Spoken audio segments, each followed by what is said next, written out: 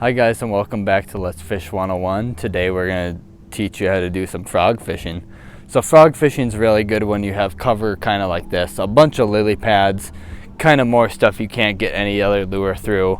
Frog fishing is really good for getting through all those lily pads and being weedless. That's why the frog has the hooks right up to the body right there, and you can see once I push down on here it exposes them. So first we'll go after some of the kind of technique to throwing these. So of course just toss them out there, and we will talk about more of the setup to use, but throw it out there. And what you want to do when you work these in is just kind of really slow right across the pads. Stop on the lily pads. I'll show you right here, right on this little patch right here. So once I get on there, I'll slow way down, and right as I get off those lily pads, you just kind of want to go really slow and just kind of pop it off there. I'll show you off here too. So right in the little patches, I threw kind of in a patch. Preferably you want to throw on a pad so you don't make as much noise, but you can throw right on top too. And then you just kind of slowly work across, stopping between. And right as you get off the lily pads, just really slow, because a bass might be looking up at the pads waiting to get your frog. So just work it off. And then once you kind of get into like right here, we have a big field of lily pads, but then we have a lot of open water. Most of the time I will not bother working it across the open water. I'll just mainly focus on getting through the pads. Like, let me get right in there. So I'll get right in there and I'll just slowly kind of creep it across. I mean, imitate a frog and what you would think that they would be doing. So very slow, and just right across the top of those pads, go onto the top, come right off of it slow, and just nice and steady. Very kind of almost glide bait like, just come off the pad and then right back in. And then when you do get that frog bite, which I'm not sure if we will right now, but it could be possible. But when you get that frog bite, you want to make sure when you see that blow up, you don't initially just hook set into them. So you get out there, you get that initial blow up, and you just, sometimes people get a little bit antsy and want to just hook set right into the bass right away, which is the thing. You don't want to do it right away, which is because you want that bass or pike or whatever you go after to make those hooks exposed. So you can see how when I push it down, those hooks automatically become exposed. So when that blow up happens, you want to throw it out.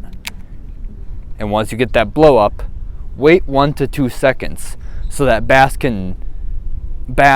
pike, whatever, can take it, and then you hook set into them so those hooks are exposed.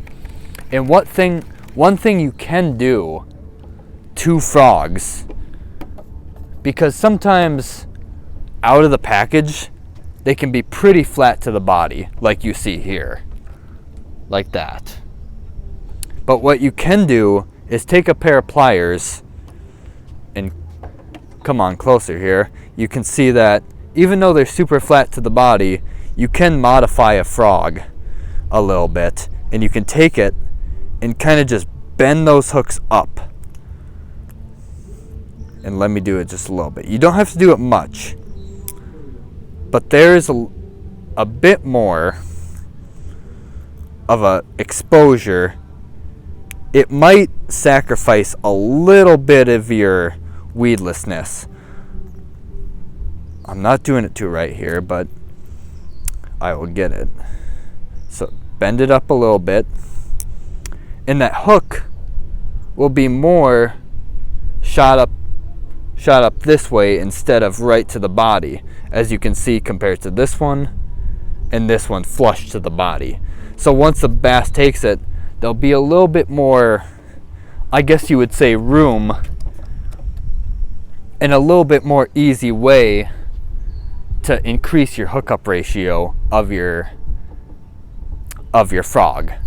And so that is a little bit way to modify. You can put up way more than that. I just did a little bit for demonstration. But so what you'll want to do, what setup you'll want, is mainly you'll be throwing a frog on a heavy setup. So right here I have a Savage Gear 7.4 heavy power rod, and really you want a heavy power rod. You could use medium heavy, but heavy will help you get through. I mean, this is pretty thick pads and some thinner ones, but a heavy rod will really benefit you in horsing these fish out of this heavy cover, because the lighter rod you have, the harder it's going to be to get out of this heavy cover. And that's really what you want when you're fishing a frog. You want to have heavy torquing power to get out of this, because no matter how far you throw into there, you want to get that fish out almost as fast as possible. But yeah, and you might, I mean, you can see that on the one that I did point up a little bit, I did get hung on a little bit more weeds. And there'll be times that you always get hung up on weeds on frogs. It's just kind of inevitable.